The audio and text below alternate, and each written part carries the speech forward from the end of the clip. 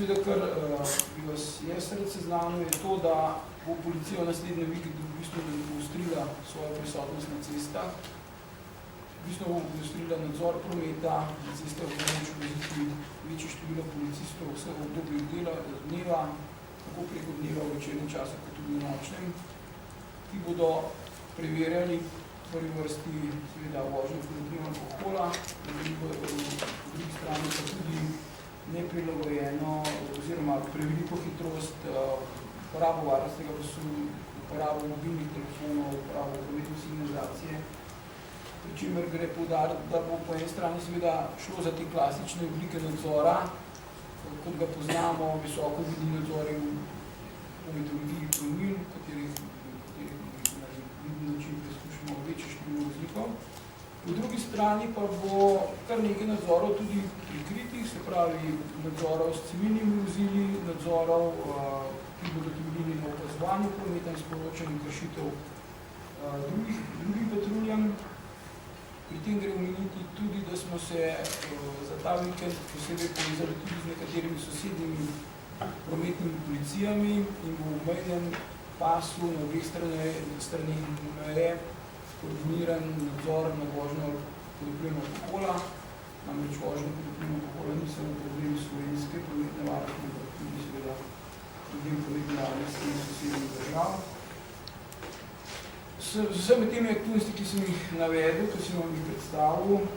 želimo predvsem povečati stopnjo pričakovanja, da bo tisti, ki vozi pod vplivom alkohola, tudi pričakoval, da bo ustavljen, da bo pri prekršku zaleten, da bo iz prometa izločen in seveda, da bo s tem posledično zagotovljena večja varnost, kot sem rekel prej, vsem tistim, ki smo danes pripravljeni prometne norme spoštovati. Ob zaključku tega mojega voda bi mogoče namenil zgolj nekaj opozoril še udeleženim v cestnem prometu. Seveda, prvo in glavno opozorilo je, ne glede na količino popitega alkohola, če ste uživali alkoholne pijače, ne sedete na volan. Če ste uživali alkoholne pijače, ne vozilo vozi tisti, ki alkoholnih pijač ni užival in ima veljavno vozniško dovoljenje. Uporabite javni prevoz in če vse tega ni možno prenočiti na kraju, kjer je do tega pijanja prišlo. Vsem organizatorjem javnih prireditev, lastnikom gostinskih lokalov, seveda posebej priporočamo pazljivost pri točenju alkoholnih pijač,